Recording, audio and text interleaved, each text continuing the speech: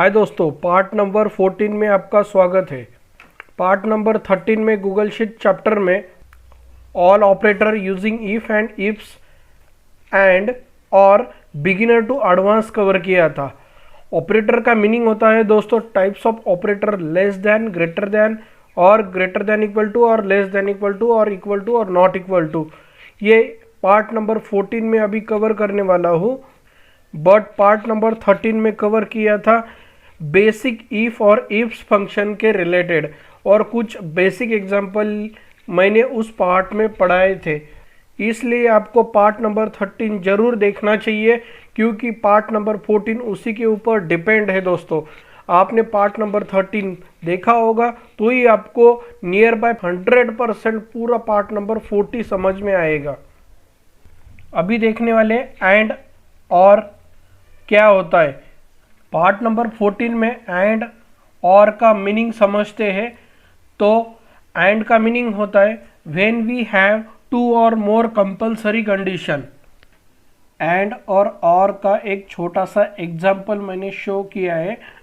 कभी आपने स्कूल में एग्ज़ाम दी हुई होगी तो उसमें आपको क्वेश्चन नंबर 1 आता है जिसको 10 मार्क्स होते हैं, और क्वेश्चन नंबर 2 होता है उसको भी 10 मार्क्स होते हैं।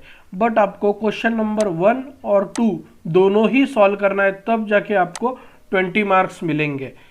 और सेकंड एग्जांपल में क्वेश्चन नंबर 1 जिसको 10 मार्क्स है, क्वेश्चन नंबर 2 उसको भी 10 मार्क्स है, और बाद में फिर से क्वेश्चन नंबर 1 और 2 दिया हुआ है। तो आपको ये दो क्वेश्चन सॉल्व करने हैं, अदरवाइज ये 2 क्वेश्चन आपको सॉल्व करने हैं। बट आपका तो उसके लिए आपको दोस्तों कोई तो 2 क्वेश्चन सॉल्व करने। तो इससे आपको समझ में आया होगा फर्स्ट टास्क में आपको कोई भी एक सॉल्व करना है 10 मार्क का, और सेकंड वाले टास्क में आपको कोई भी ये 2 क्वेश्चन सॉल्व करने हैं, ऊपर वाले 2 नहीं तो नीचे वाले 2। ये होती है और कंडीशन और एंड कंडीशन का एक छोटा सा एग्जाम्पल। अभी देखते हैं, यहाँ पे मैंने कुछ ट्रू फॉल्स ऐसा जितना भी बोल्ड किया हुआ है इतना लिख लिया है मैन्युअली। अभी इस कंडीशन में अभी और कब यूज़ करेंगे और एंड कब यूज़ करेंगे ये चीज़ बताऊंगा। देखते हैं और फॉर्मूला इक्वल टू और देन ट्रू कॉमा फॉल्स। इसका आंसर आएगा दोस्तों ट्रू। तो एंटर करने के बाद और के लिए कोई भी एक कंडीशन ट्रू हो जाती है तो उसका आंसर ट्रू आता है। वही सेम फॉर्मूला दोस्तों ड्रैग कर लेता हूँ। ड्रैग करने के बाद यहाँ पे ट्रू है, यहाँ पे ट्रू आ गया है रिजल्ट। देन यहाँ पे फॉल्स और ट्रू है, यहाँ पे भी ट्रू आया है, और यहाँ पे ट्रू है तो ये ट्रू आया है, और फॉल्स का फॉल्स आया। मीन्स और के कंडीशन में कोई भी एक चीज़ भी ट्रू हो रही होगी तो आंसर इज ट्रू आंसर आएगा। एंड में क्या होता है देखते हैं, equal to and true comma false. Then simple यही ड्रैग कर लेता हूँ।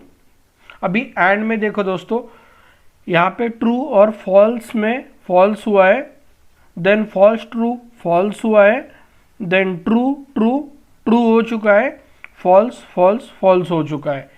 एंड का कहना ये है कि दोनों भी चीज़ जब ट्रू होगी तो मेरा आंसर ट्रू आएगा।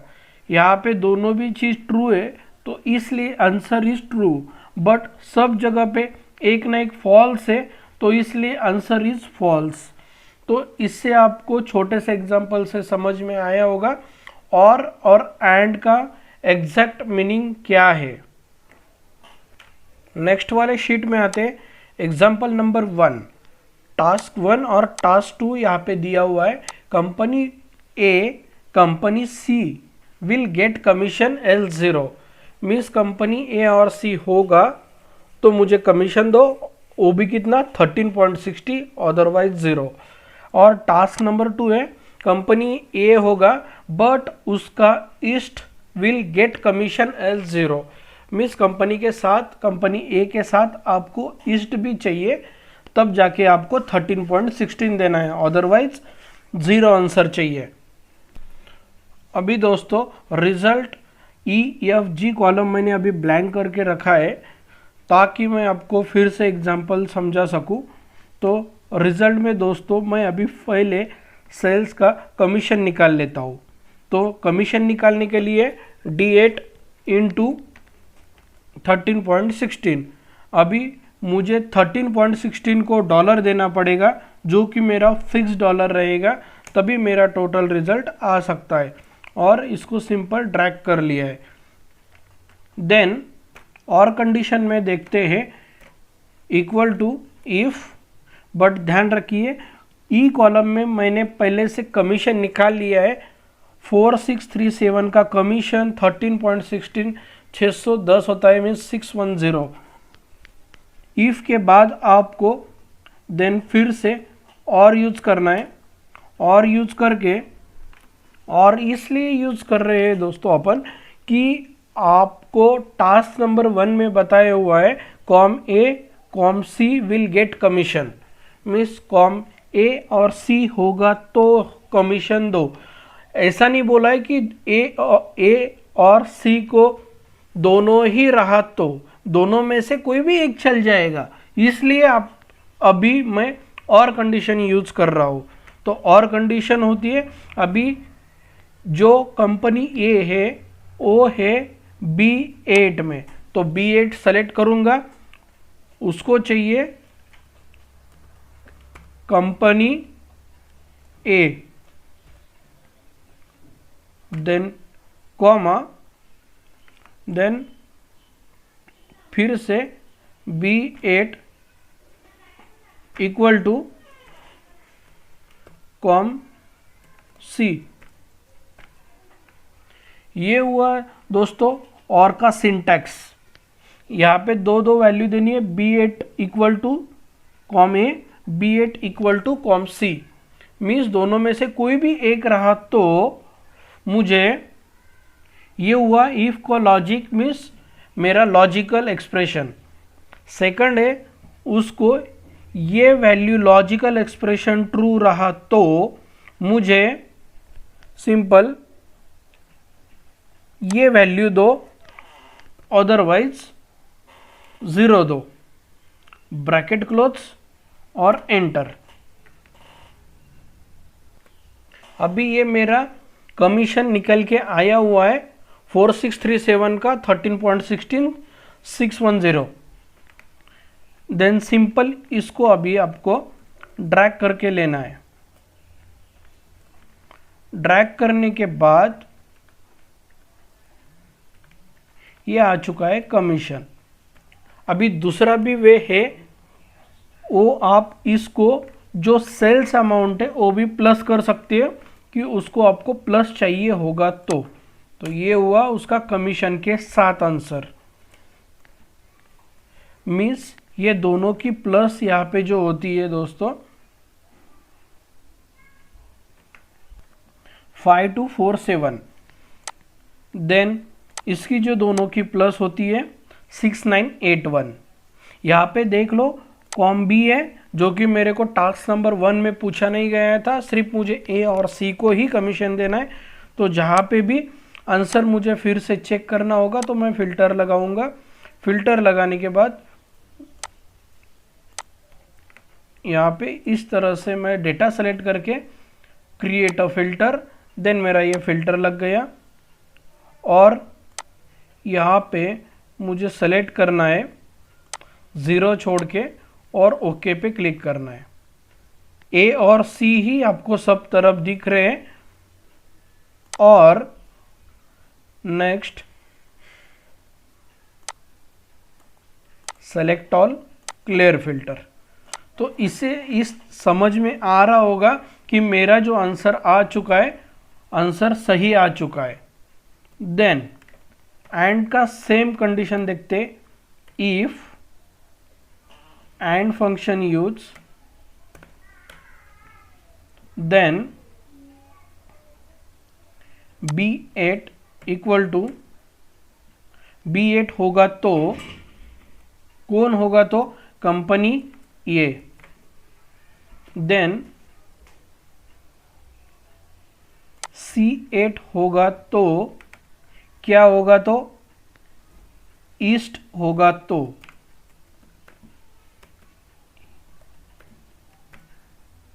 ईस्ट होगा तो ब्रैकेट क्लोज। ये हुआ मेरा लॉजिकल एक्सप्रेशन। देन फिर से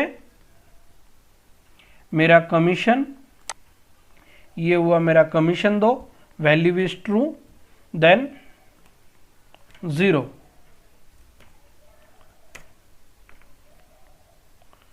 आंसर इज एंटर्ड 610। ये कंपनी ए और ईस्ट है, इसलिए कमीशन मिला है 13.16। बट आपको इसको प्लस करना है तो सिंपल E8 को प्लस करना है सेल अमाउंट से, देन एंटर प्रेस करना है। अमाउंट सेम आ रही है, बट कब आ रही है, जब कंपनी ए के साथ ईस्ट होगा तो। इसका भी आंसर सेम चेक कर लेते हैं। Clear filter, then select all, untick okay. ये देखो कंपनी ए ही है और ईस्ट ही है, इसलिए मेरा आंसर आया है और 0 को मैंने अनटिक किया हुआ है। यहाँ पे दिख रहा होगा दोस्तों आपको, सेलेक्ट ऑल ओके।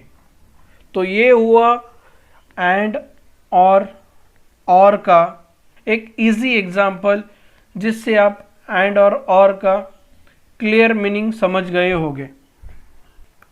आपने कभी परसेंटेज नहीं निकाला होगा, मीन्स ई कॉलम नहीं निकाला होगा, तो आप इसको भी रेफरेंस दे के आप रिजल्ट निकाल सकते हो, जो कि मैंने यहाँ पे भी आपको शो करके दिखाया हुआ है।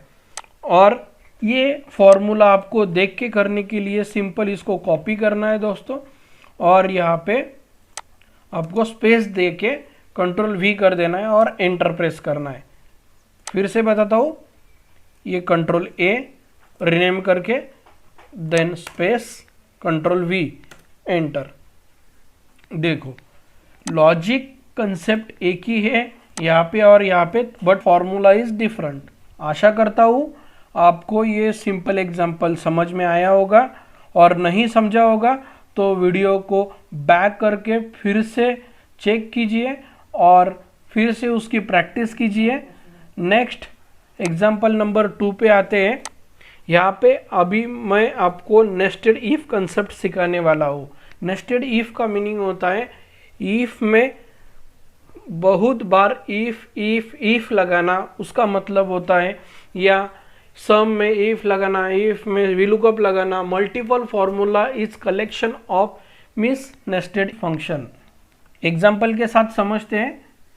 यहाँ पे लिखा हुआ है ग्रेटर देन 100, मीन्स आपको मार्कशीट में जो परसेंटेज मिलते हैं उसमें आपको नियर बाय 1 से 100 तक ही मिलते हैं। -10%, 102% ऐसा तो नहीं मिलता है। यही यहाँ पे शो किया हुआ है मैंने। इनवैलिड तब आएगा जब ग्रेटर देन 100 होगा, और लेस देन 100 इक्वल टू होगा, देन मुझे ए ग्रेड आएगा।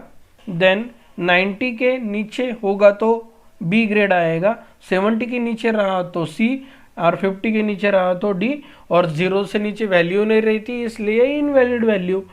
तो अभी देखते हैं एग्जाम्पल के साथ। एग्जाम्पल थोड़ा सा बड़ा है, घबराई मत, एकदम इजी तरह से समझाऊंगा, और बहुत सिंपल फॉर्मूला है। जब आप इसको देखोगे तो आप डरोगे, यार इतना तो फॉर्मूला इतना बड़ा मैं नहीं कर सकता, या मुझे इफ फंक्शन इतना बड़ा नहीं आता है, मुझे छोटा सा इफ आता है, या value is true value is false. But ये भी दोस्तों बहुत इजी है। आप ध्यान से एक बार समझ लीजिए और खुद एक बार, सिर्फ एक बार प्रैक्टिस कीजिए, देन आपको 100% ये फॉर्मूला, ये इतना बड़ा फॉर्मूला नहीं, आप 4 लाइन का भी खुद का फॉर्मूला खुद क्रिएट कर सकते हो। अभी फिलहाल मैं इसको डिलीट कर देता हूँ, डिलीट।